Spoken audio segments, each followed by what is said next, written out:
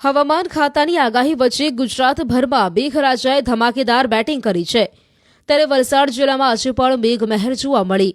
સવારથી જિલ્લાના તમામ તાલુકાઓમાં ભારે વરસાદ વરસતા જિલ્લાના તમામ તાલુકાઓ રસતરબોળ થયા હતા।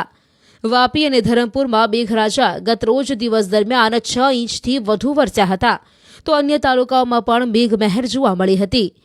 જિલ્લાના તમામ તાલુકાઓમાં સાર્વત્રિક વરસાદના કારણે ખેડૂતોમાં ખુશી છે, પરંતુ શહેરી વિસ્તારોમાં જનજીવન પ્રભાવિત થઈ રહ્યું છે। હજુ આગામી સમયમાં પણ વલસાડ જિલ્લામાં ભારે વરસાદની હવામાન વિભાગની આગાહી છે। મહત્વનું છે કે પારડીમાં ધોધમાર વરસાદના કારણે શહેરના નીચાણવાળા વિસ્તારોમાં રસ્તા પર પાણી ભરાયા હતા અને સ્થાનિકોને મુશ્કેલી વેઠવાનો વારો આવ્યો હતો। વલસાડ સહિત સંઘપ્રદેશ દમણમાં છેલ્લા 10 દિવસથી વરસાદી માહોલ હતો। જો કે છેલ્લા 2 દિવસ મેઘરાજાએ જોરદાર બેટિંગ કરતા વાપી અને દમણના અનેક વિસ્તારોને જળબંબાકારની પરિસ્થિતિ સર્જાઈ હતી। જો કે આજે વરસાદે વિરામ લીધો છે, પરંતુ દરિયાદેવ અત્યારે તોફાની સ્વરૂપમાં જોવા મળી રહ્યા છે। અત્યારે જે દ્રશ્યો જોવા મળી રહ્યા છે સંઘપ્રદેશ દમણના દરિયા કિનારાના દ્રશ્યો છે। દરિયામાં અત્યારે તોતિંગ મોજા ઉછળી રહ્યા છે। આથી દરિયાદેવનું અત્યારે રૌદ્ર સ્વરૂપ જોવા મળી રહ્યું છે।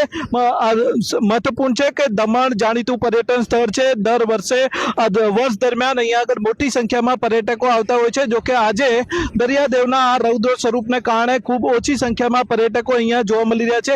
જો કે સલામતીના ભાગરૂપે દમણ પ્રશાસન દ્વારા અહીંયા આગળ લોકોને દરિયાથી દૂર રહેવાના સૂચનો કરવામાં આવે છે। જો કે તેમ છતાં કેટલાક પર્યટકો હજુ પણ જોખમી અંતરે જોવા મળી રહ્યા છે। અત્યારે આપણી સાથે કેટલાક પર્યટકો છે, એમની સાથે સીધી વાત કરીશું કે અત્યારે શું માહોલ જોવા મળી રહ્યો છે। આપનું નામ?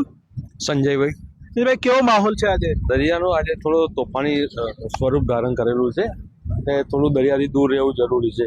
ફોટો પડાવો તો થોડો સાવચેતી રાખીને પડાવીએ તો સારું રહે। બહુ દરિયામાં નજીક જવામાં મજા નથી આજે।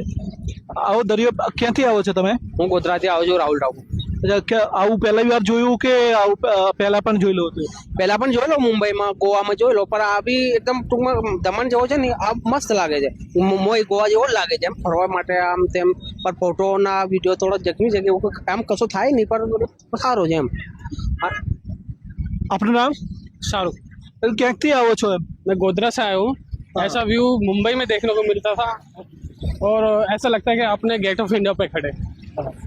આ રીતે જે પર્યટકો પ્રથમ વખત જ દરિયાના આવા સ્વરૂપના દર્શન કરી રહ્યા છે તેમને અત્યારે દરિયો છે ભયજનક લાગી રહ્યો છે। જો કે સંઘપ્રદેશ દમણ પ્રશાસન દ્વારા અહીંયા આગળથી લોકોને દૂર રહેવાના સૂચનો કરવામાં આવે છે। જો કે તેમ છતાં કેટલીક વાર પર્યટકો જોખમી અંતરે દરિયા કિનારે જોવા મળે છે। આથી આવા સમયે છે દરિયા કિનારાથી સલામત અંતરે રહેવું જ સલામતી ભર્યું છે।